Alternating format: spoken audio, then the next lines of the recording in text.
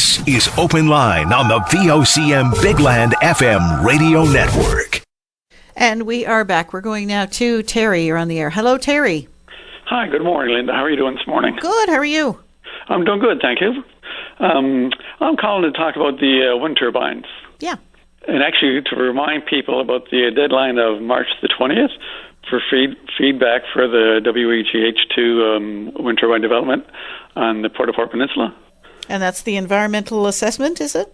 That's correct, yes. Yeah. So they got until March the 20th to submit their questions and concerns about it. Mm-hmm. And if people want to, they can just head to protectnl.com and they can send emails to their MHAs right from that site. Okay. Okay. And you mentioned about the royalty regime for the wind turbines. Yeah. I'd like to talk about that a little bit as well. The water royalty, the price we're getting for the water it's 5 cents for every 100 liters that's used. And in my mind, that's really giving our water away. And that price is just way, way too low, especially with fresh water becoming, it's becoming more expensive around the world.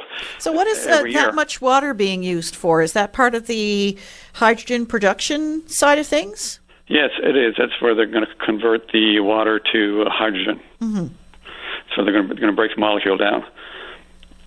And then convert it to ammonia and ship it over to Germany. Of course, that's the plan. That's what they're saying the plan is. Yeah.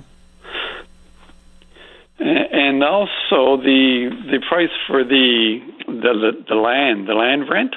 It's I don't really understand how they do it, but the wind turbines themselves they're going to decrease the value of the land, and the royalty is based on the value of the land. So we're going to be getting less money because the wind turbines themselves are going to decrease the value. That's been proven around the world. I guess the big question is, how is the local population benefiting from this, aside from whatever jobs accrue from it? But essentially, this is a private enterprise. It is a private enterprise, but I think what main thing most Newfoundlanders don't know is we are the biggest investors, although we don't have a voice at the table. Because we're investing our land and our water, and we're also investing our tax dollars to the tune of billions of dollars.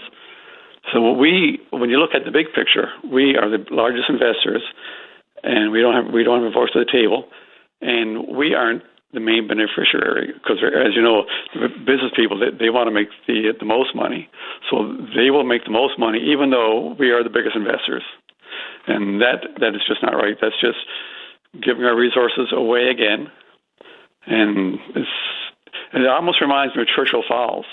But like we invested our resources, and all we got out of I think it was $2 billion, and Quebec made $30 billion. So if it's on the scale of that, like we don't want another Churchill Falls where we get just peanuts compared to what the proponents are going to get. Indeed, and yet Churchill Falls is benefiting us all by producing power for our needs, if you know what I'm saying. It is, for sure, yes. But then, like I say, Quebec made $30 billion compared to our $2 billion. And it's our land, it's our water, it's our dam. Now, Brinko did put up the money to build the facility, for sure. But I just think that going forward, we can't make these kind of deals. We're almost $20 billion in debt here now as a province, and something has to change. We can't keep on making deals the way we made them in the past. It's proven in the amount of debt that we have accumulated, and there's no way we can pay that off. So how would this whole endeavor be better handled? Do you have a concern with the process? Is it a concern with the project itself, where it's located? What would you have preferred to have seen? Well, I would have preferred to charge what the market will bear for the price for the land and the price for the water. And if the proponents aren't willing to pay for that, then to send them elsewhere. And so they would go elsewhere in the world, put up their wind turbines, and that would leave Newfoundland untouched. And going, say, 4, 5, 10, 20 years down the road, Newfoundland would be the last place on the earth that doesn't have wind turbines. And then if we wanted to somebody wanted to put wind turbines here, we could dictate the price, and we could get a higher price. It's almost like investing. When people are rushing into an investment and the price is continually going up and up and up, a lot of people will invest. But really, the best way to invest is when the price of the commodity is coming down and getting in then. So that's the way I see it.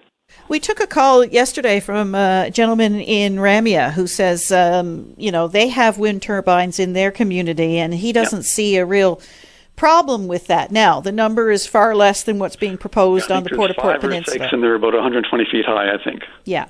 So, I mean, what's your take on that? 656 feet high. So there really is no comparison there.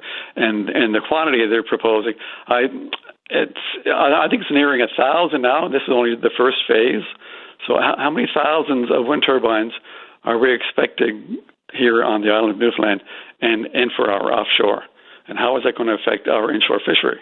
There's just too many questions that are unanswered, and our politicians aren't talking about it. I don't know why. You would think they would be upfront and telling people exactly what they're going to do, but we don't even know how many wind turbines are going in total in these projects. Terry, I really appreciate your call this morning. Thanks very much. Well, thank you too. And before I go, I'd like to just tell people that if they go to EnviroWatch NL this evening at 7:30 on Facebook, there's a webinar, and they're going to be discussing the wind turbines as well. All right, Terry. Thank you very much. Oh, you're very welcome, Linda. Okay. Nice talking to you. Okay. Bye-bye.